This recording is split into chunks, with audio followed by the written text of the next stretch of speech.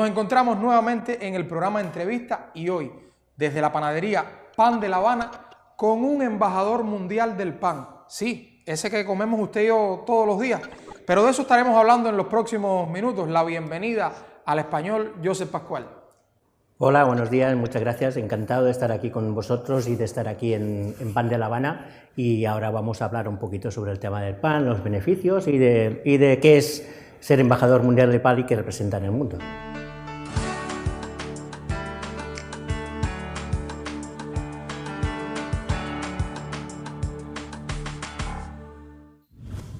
Josep, usted ha dicho en otras entrevistas que prácticamente nació dentro de un saco de harina. ¿Cómo es su vínculo con el pan? Bueno, es una expresión de decir, porque claro, yo nací en una panadería, mis padres ya tenían panaderías, entonces ya nací en una panadería, entonces ya desde pequeñito juegas con los sacos de harina y entre harina y harina se te cae harina por encima y al final quedas colgado de harina. Es una expresión de decir que llevas la harina en las venas, ¿no? Y es una expresión así, popular. ¿Y por qué entonces seguir con este oficio de panadero, que quizás se ha visto como un oficio menor? Eso es así, o sea, dentro de la industria alimentaria la panadería siempre ha sido un poco el que no servía para nada para panadero. Y eso es a causa de la pésima formación que hay en todos los lugares del mundo, en el mundo de la panadería, ¿no? Hasta ahora pues era un oficio que decían que no se precisaba formación, cuando es todo lo contrario, ¿no? Cuanto más formación tienes, más capacidad tienes para hacer mejor ese producto, porque ten en cuenta que el pan es un alimento básico en el mundo. En el mundo todo el mundo come pan. Entonces lo que tenemos que conseguir es que comiendo ese pan podamos extraer el máximo de nutrientes posibles, ¿no? Por tanto, una buena formación te ayuda a hacer mejor ese pan y que sea más digestivo, más nutritivo y que te siente mejor al organismo. Y el Josep niño, ¿qué recuerdos tiene de ese vínculo ya con el pan, aprendiendo a hacer esos primeros panes? ¿A qué edad Josep comenzó a estar en el mundo de los panes? El decir que eres hijo de panadero o que has nacido en una panadería no implica en que luego seas mejor panadero que otro. Eso para empezar. No es porque lleves muchos años en la panadería eres mejor. Como en cualquier profesión, vas mejorando cuando consigues enfrentarte con los demás y ver qué capacidad tiene cada uno. Cuando ves que otros hacen algo que tú no sabes hacer y consigues, yo voy a llegar allí, ahora hago lo que hace este, luego voy a llegar allá. O sea, plantearte como una escalera que vas subiendo peldaños. Por tanto, no el haber nacido en una panadería implica el que seas mejor o peor, sino lo importante sobre todo es formarte bien para hacer mejor esas cosas que tienes que hacer cada día y luego si te ves capacitado para más, enfrentarte a los mejores de cada país en competiciones que hay de panadería para ver cómo puedo yo hacer mejor las cosas. Y esa es la pasión fundamental, es ver cómo puedo hacer mejor cada día lo que hago. Eso es fundamental. ¿Y a qué edad Josep tuvo su panadería y se sintió realizado ya como panadero? Realmente no es que a una edad, yo ya tenía panaderías, en mi casa ya teníamos panaderías, bastantes panaderías hemos tenido, panaderías, pastelerías hemos tenido. Yo me sentía más realizado cuando yo en mi casa pues lo hacía todo perfecto, claro, y desde pequeño lo sabía hacer, por tanto hacía pan con los ojos cerrados. Pero luego cuando veía otras cosas, otros panes, digo, uy, esto no sé hacerlo. Tú puedes hacer dos cosas, me quedo en casa y soy el número uno, o voy afuera, voy al mercado, voy a ver cómo hacen los demás y tengo que pelear para ser mejor que ellos, ¿no? Y eso es lo importante, no tanto en casa tener una panadería te llena, sino es el conseguir cosas que no hacías en tu panadería, hacer mejor lo que haces, tanto a nivel de aspecto externo como a nivel de química interna. Por eso, para ser panadero, aunque parezca que no, es necesario estudiar química y es necesario conocer muy bien cómo se interaccionan todos los nutrientes que hay en la masa para poder luego expresar con tu forma de ver el producto, porque mi forma de ver el pan es muy particular, porque no solo intento que el pan de dentro sea lo más nutritivo posible, sino que además por fuera, como siempre digo, el pan tiene que emocionar, que cuando lo veas te emocione. Te veas en la mesa y te emociona ese pan. O sea, cuando usted ve un pan diga, tengo ganas de comerlo porque me emociona, me llena. Que te emocione, eso, que el pan emocione es lo más fantástico que hay. Cuando llegas a ese nivel, ves que ahí sí que te sientes lleno. Cuando ves a una persona, le das de pan y se le abren los ojos. Yo he visto profesionales viendo mi pan, parece mentira, llorar de emoción, de ver ese producto tan bien hecho, ¿no? Y eso, ahí sí que llegas al máximo. Bueno, y cuando Josep entonces comenzó a interesarse por los concursos de panadería, en España primeramente y después con concursos internacionales. Eso es lo que digo, es la necesidad de hacer mejor lo que haces. Ya digo, cuando te llegas en casa eres el mejor, nadie te va a decir que no, además eres el dueño, por tanto no hay problema. Pero cuando sales fuera es cuando dices, oye, cabeza de león o cola de ratón, ¿no? A ver, vamos a ver, si yo quiero ser el león en mi casa, ser el rey, me quedo en casa. Pero cuando sales fuera sabes que tienes que competir, tienes que hacerlo mejor que el otro y ahí es donde realmente puedes crecer. Cuando puedes crecer es cuando puedes competir con otro y hacerlo mejor que el otro. Y qué mejor lugar que aunque no se conozca, hay competiciones de panadería, tanto a nivel nacional como a nivel de cada continente. Incluso luego cuando ganas tu continente vas al mundial, ¿no? Que ahí compiten todos los países del mundo.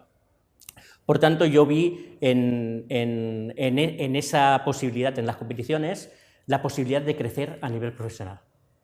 Es la única forma que vi a la hora de crecer. Y entonces es cuando empecé con organizar el equipo español de panadería, empezamos a ir a concursos. El primer concurso vas, que te crees que sabes mucho y quedas el último y dices, ¿y ahora qué hago? ¿Me vuelvo a mi casa que soy el rey y nadie me dice nada o no? A la próxima vez ya no quedará el último, voy a por ellos, ¿no? Me preparo mejor y trabajo más, aparte de hacerlo de la panadería, en las horas libres que tengo a practicar, y es la forma de crecer a nivel profesional, y al próximo concurso voy y lo gano. Y así fue. ¿Y cómo le fue en esos concursos como participante? Porque usted ha estado en varias facetas en los concursos internacionales de pan. Claro, yo empecé evidentemente como un miembro más del equipo, porque normalmente los equipos de panadería son de 3 personas, ¿no? Y cada uno se encarga de una parte de las elaboraciones.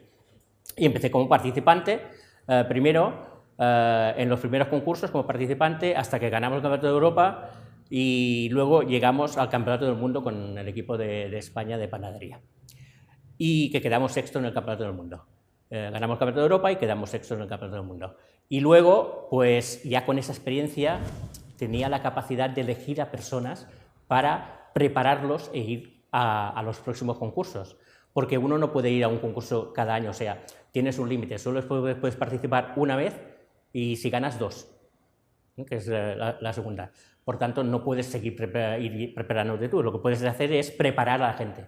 Y así empecé a preparar a personas para ir a competir, e incluso ahí el mundial de lo que son sub-22, o sea, por encima de 22 años, y el mundial sub-18, o sea, lo que son los jovencitos, la gente joven, ¿no?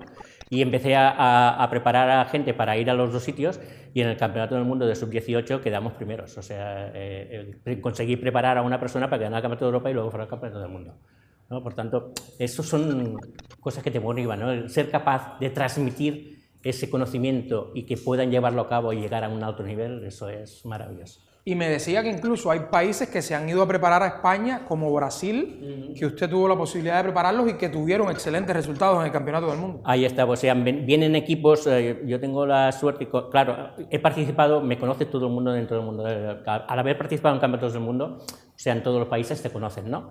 Y saben cómo tú trabajas. Entonces, cuando alguien quiere, en concreto, a mí me gusta esa especialidad de panadería, entonces vienen conmigo y están conmigo y preparado a varias personas para ir a distintos campeonatos, ¿no? Ahora estamos preparando el equipo de Grecia para el año que viene. Y entonces, pues, tengo la suerte de que les gusta mi forma de hacer el producto y vienen determinadas personas a prepararse a mi taller en Rubí, cerca de Barcelona. Y ha sido también jurado, otra faceta interesante. Exacto, o sea, ya cuando pasas todas las etapas, desde el inicio a ganar, luego ya, como no puedes participar, porque ya no puedes participar más de una X ocasiones, te escogen como jurado, ¿no? Te pueden escoger como jurado, y yo he tenido la suerte de ser jurado del Campeonato de Europa, jurado del Campeonato del Mundo, y de hecho todavía estoy, desde el 2018 soy jurado del Campeonato del Mundo de panadería. Y en varios campeonatos de Europa de panadería. Y ahí tienes la suerte de ver cómo todos compiten, saborear el producto, cómo es, valorarlo, evidentemente, y eso te permite tener una un extra de conocimientos, de saber cuándo es un pan bueno no está, o cómo está hecho, solo probándolo. Con muy poca cantidad, solo probándolo, sabes más o menos cómo se ha hecho. O sea, que usted ha vivido todas las facetas, desde competidor, preparador y jurado. Ese aspecto es maravilloso de la etapa de las competiciones, que te permite conocer a mucha gente, muchos profesionales y te da muchos conocimientos. Vaya. Y cuando se da cuenta de que puede brindarle conocimientos a diferentes personas del mundo sobre lo que hace, sobre el pan. Cuando empiezas a ver que cuando haces un producto llama la atención, ¿no? O sea, yo he conseguido crear productos que no necesitan mi firma. Es como si un pintor pinta un cuadro y no lo firma. La gente ve un pan suyo y sabe que ese pan es de Pascual. Tú sabes, tú pones mi pan en cualquier red social y gente de cualquier parte del mundo, desde Australia, Rusia, a cualquier parte, este es método Pascual, el método Pascual de hacer pan. Es la forma que yo tengo. La gente, y eso es lo bueno, ¿no? Que sin firmar mi producto, algo tan del día a día, porque el pan es una obra de arte efímera, porque se consume casi después de hechos, ¿no? ¿Y en qué consiste ese método Pascual que es tan famoso en el mundo? Es buscar esas tres, lo que se llama las tres patas: buena materia prima, una etapa de fermentación adecuada y luego un acabado que emocione. Esas son las tres patas del método Pascual. Y es lo que aquí estamos intentando crear: una excelente materia prima, buscar técnicas de fermentación que nos permitan que aporte todos los nutrientes que tiene que aportar el pan, porque comer pan no es solo llenar la barriga, es que esos nutrientes que tenga ese producto los puedas absorber, y que no es así siempre. En función de cómo esté hecho el pan, tú no puedes absorber los nutrientes. Eso es como el maíz no puedes absorber los nutrientes si no se ha mixtamalizado. Si no ha pasado un proceso para que puedas absorber esos nutrientes. Y con el pan es igual. Si no lo haces de una forma en concreto, no puedes absorber esos nutrientes. Necesitas una masa madre necesaria para que actúen sobre esa química y puedas absorber los nutrientes. Por tanto, es muy importante conocer todas esas fases del proceso para poder conseguir que tú te comas un pan que, aparte de que sea bonito, te nutra por dentro también. Y eso es lo fundamental. ¿Y usted trabaja con masa madre generalmente? No generalmente, es que es obligatorio trabajar con masa madre.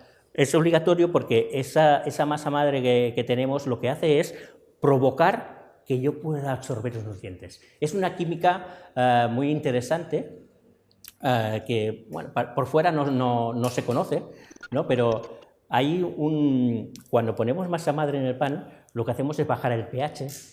Es una forma de hablar a nivel químico, el pH de la masa, y con eso conseguimos que todos los nutrientes que tenga ese producto los puedas absorber.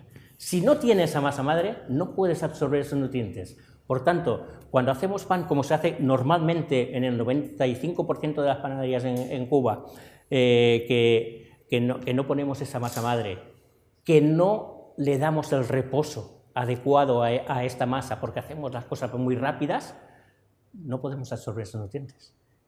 Y entonces tú te comes el pan, encima de que te sienta pesado, no puedes absorber los nutrientes. Sí te llena la barriga porque está pesada. ¿Y por qué está pesado? Porque como no lo has predigerido, o sea, tú necesitas un tiempo para que se produzca esa predigestión antes de que tú lo comas, de forma manera que cuando tú lo comas, tu estómago no trabaje, sino que simplemente se dedique a absorber los nutrientes. Y eso es fundamental con la masa madre. Yo le propongo hacer un paréntesis en esta conversación. Nosotros regresaremos en minutos para seguir hablando con un embajador mundial del pan.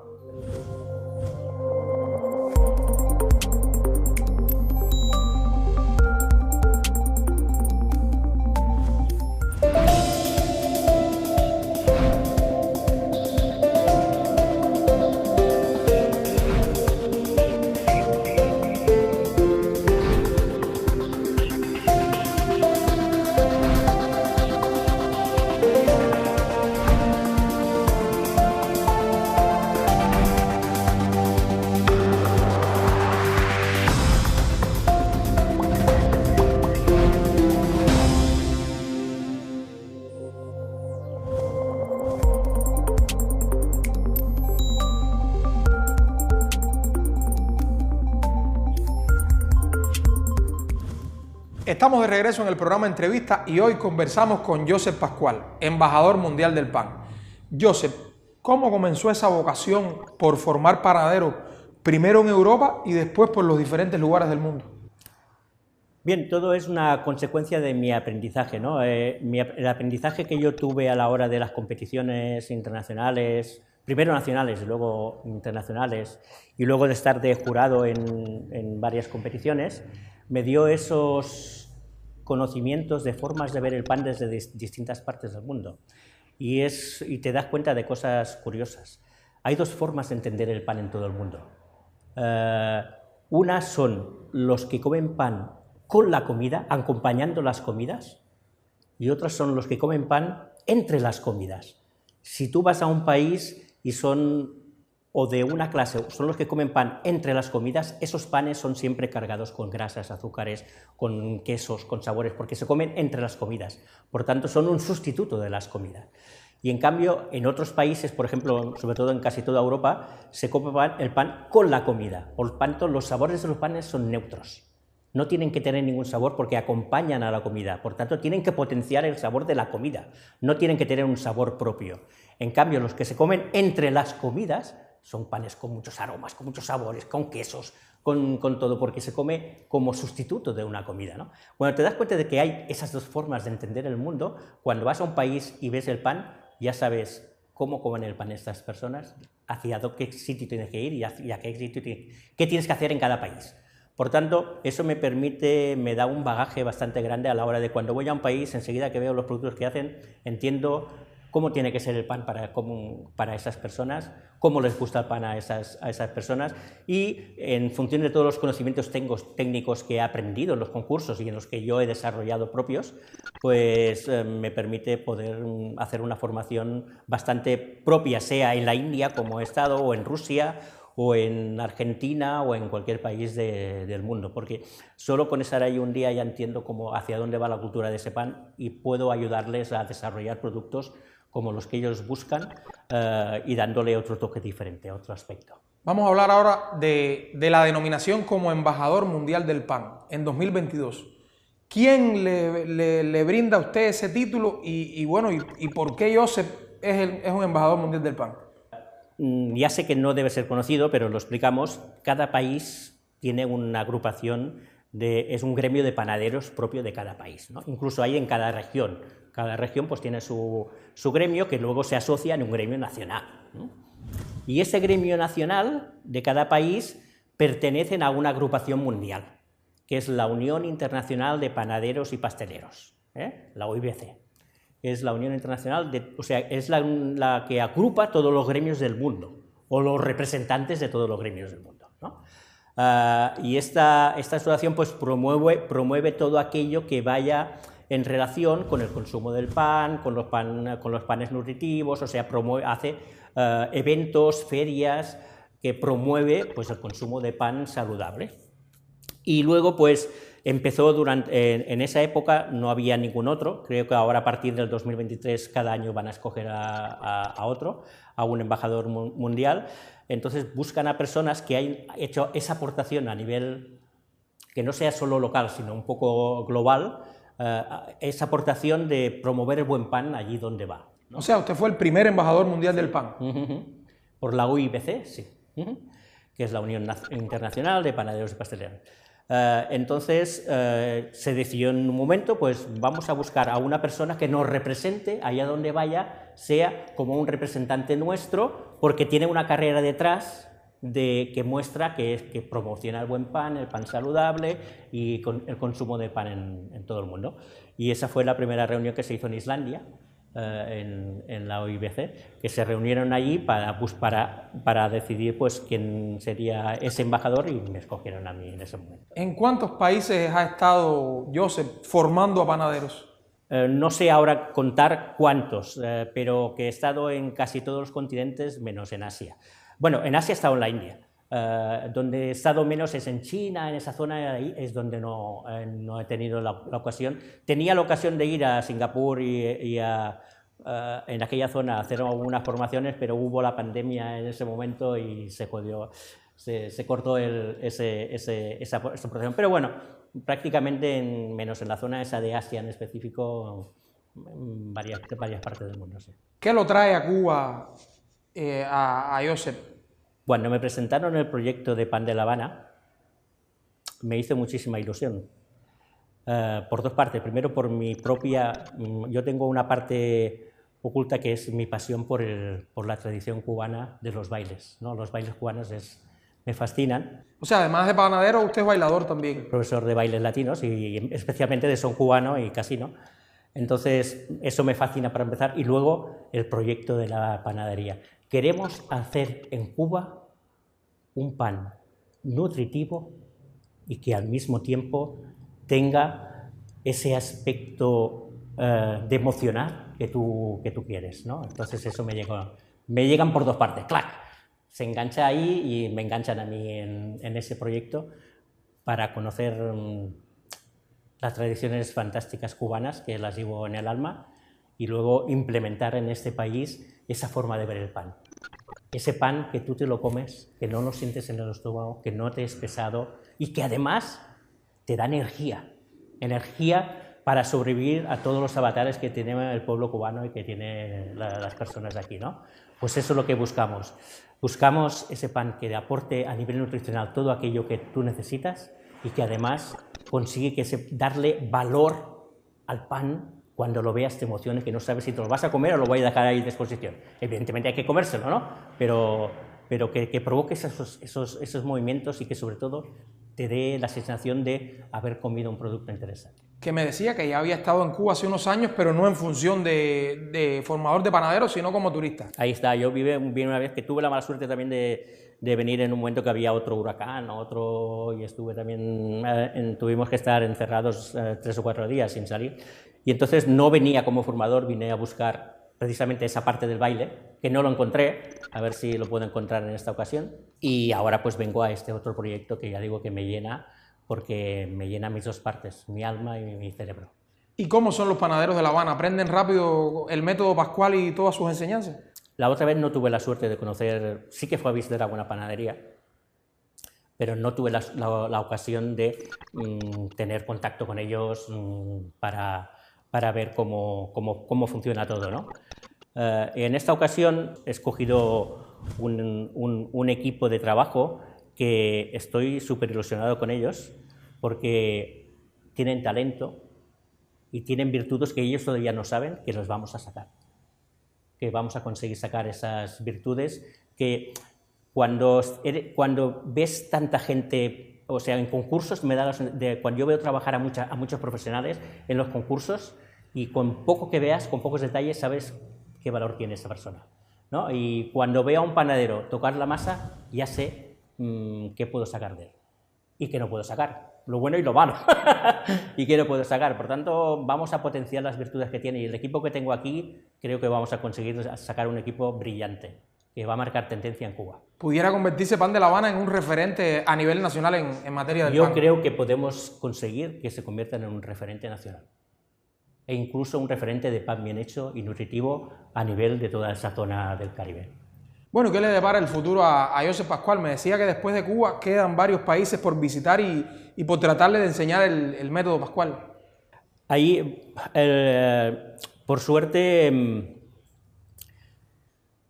tengo varios proyectos. A nivel de América hay un proyecto en Honduras que voy a ir dentro de poco, pero yo como tengo mi visión de la panadería es bastante completa y tanto hago la panadería tradicional como la panadería y pastelería sin gluten, ¿no? Que es otra tendencia que hay en el mercado que hay que conocer sí o sí, porque incluso aquí en Cuba hay personas que son celíacas y que tienen problemas para conseguir panes sin gluten, tienen muchos problemas, ¿no? Entonces, yo estoy desarrollando proyectos tanto en panadería convencional como en panadería sin gluten. Por ejemplo, ahora en Honduras será un proyecto de panadería sin gluten. He ido a Costa Rica también. O sea, voy a ir ahora estoy trabajando bastante el tema del sin gluten porque es una tendencia a nivel global, una necesidad para personas que encima de tener la enfermedad tienen que pagar más caro el producto porque hay poco y no está en el mercado, ¿no? Por tanto, vamos a intentar que esas personas también puedan conseguir ese producto sin gluten a un precio razonable. Para terminar, ha dicho usted en algunas entrevistas que es importante también en este mundo del pan las redes sociales. Quizás no asociemos al pan con las redes sociales, pero ¿qué importancia le brinda Joseph a las redes sociales en el mundo de la panadería? Yo creo que son fundamentales las redes sociales para dar a conocer aquello que haces. O sea, hoy en día todo el mundo tiene un teléfono en el cual tiene una red social y que la forma mejor de darse a conocer es a través de las redes sociales. ¿Qué hago? ¿Cómo lo hago? ¿Por qué lo hago así? ¿No? Son las tres preguntas: ¿qué hago? ¿Cómo lo hago? ¿Y por qué lo hago así? Si tú eres consciente de la oportunidad que tienes con las redes sociales de poder transmitir ese qué hacer, tu forma de hacer las cosas, vas a llegar a muchas más personas de varias partes de tu zona y vas a conseguir que te reconozcan mucho más y mejor, y que te vengan personas no solo de alrededor, sino personas que vengan de cualquier parte porque quieren ese producto exclusivo que solo lo van a encontrar aquí. Entonces en Cuba solo le queda conocer el buen son y algún profesor que le dé algunos tips. Es lo que me queda aquí. Y espero poder conocerlo en estas 2 semanas que me quedan aquí. Bueno, muchísimas gracias, Joseph, por dedicarnos parte de su tiempo. Hoy estuvimos conversando en el programa Entrevista con un embajador mundial del pan. Nosotros regresaremos en próximos programas.